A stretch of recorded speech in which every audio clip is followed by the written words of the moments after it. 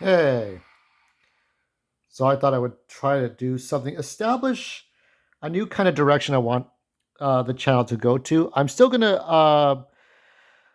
got some stories to put up. One of the things I founded my channel on was to found it on my storytelling. My first video ever was, it was something, composing something on my Casio 10 keyboard on a 3DS. It looks like a Virtual Boy screen when you see me play it. And I don't even remember the name of it. I have it somewhere. I'm sure I will find it because I have a lot of playlists.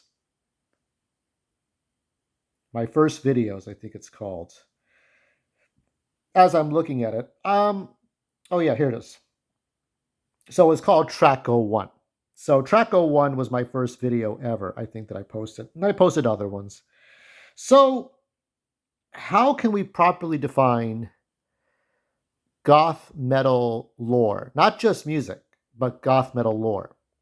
So when I do a Google search, it's here Gothic metal. The genre originated during the early 1980s in the United Kingdom, originally as an outgrowth of death and doom metal. So it's a fusion of the two. Lyrics are generally dark and introspective with inspiration from Gothic fiction as well as personal experiences. So it's kind of half of what I had in mind. And so here is my definition of goth metal lore. Any storytelling in a fictional, usually fantasy setting that involves imagery seen in and suggests metal music. Moreover, one or more mature elements of violence, human death, horror, abstracts, and psychedelic imagery are included. So it cannot merely be like a horror movie where people run from the monsters, but like teenagers, like Final Destination, uh, Texas Chainsaw. I would say no. I would say those fall more in just simply like horror. Um, there has to be other elements to it.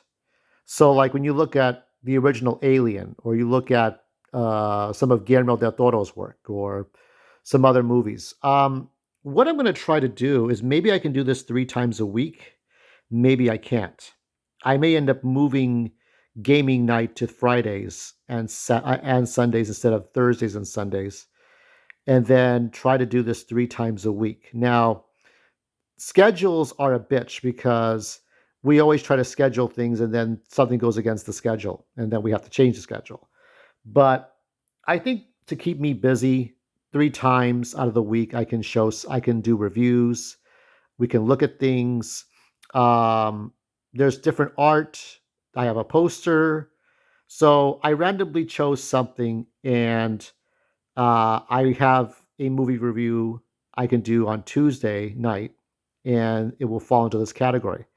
It could be animation, it could be a cartoon, it could be live action, it could be anything like that. Now, we're looking at Paul Gerard's combination of art, and like he's just very good at this stuff. I mean, what we've let's go over the things that we have seen that fall into the goth metal lore. Beyond the Black Rainbow, the psychedelic imagery, there were some gory scenes. You had a lot of different things going on with fantasy. It's very much, and it's almost like THX 1138, though THX 1138 is more like the original music video. And this is a darker version of that, much darker, much more mature. So I think it would fall into that category of not just horror, but psychedelics and abstracts. Definitely abstracts in this movie. Extreme close ups, a lot of different imagery that would suggest something more than just horror. I think also, too, um, well, there's this one, there is Mandy. I would say that the endings would not be as predictable, though. In this one, Mandy, Nicolas Cage is very predictable. With Beyond the Black Rainbow, you didn't know what was going to happen, but you hope like the right things would happen. You just didn't know what could turn out. The episode of The Viewing from Cabinet of Curiosities, you didn't know if two people would survive. You didn't know what could happen. There was so much. That's the thing about some of these things. You just don't know. So I would say goth metal lore, on top of my original definition, goth metal lore is open to unpredictable outcomes, unpredictable climaxes, unpredictable turn of events. You just don't know. You hope the good guy wins. You hope the bad guy loses. At the end of this one, the bad guy, Peter Weller, mutated into a demon, uh, ends up stalking the city, much in the same way at the end, the girl gets away and goes into a neighborhood at the end of Black Rainbow. So there is a lot going on with how you're watching this. You just don't know what's happening. You don't know what you're looking at, but something is going to happen. In the case of this, when you see Nicolas Cage or Mandy, in the case of Mandy, Nicolas Cage, the minute you see him get free, you know what's gonna fucking happen. So that's Nicolas Cage. Psycho Gorman played into the horror and the fantasy, but also played into comedy. So while comedy is not in the main focus, comedy is there. You could have comedy. So Psycho Gorman, really good. I mean, really good stuff. I would say like if it's just simply horror, if it's just simply aliens, um, it's got to be more to that. There's dismemberment, there's violence, there's death, there's bloodshed. This is like going from PG-13 to rated R. As far as like what we'd be looking at. It's amazing because, well, unless Mr. Trump likes this kind of stuff, which I don't think he does. I think Giuliani. I remember one time they had a museum, and a museum full of like dead body parts that were still like not.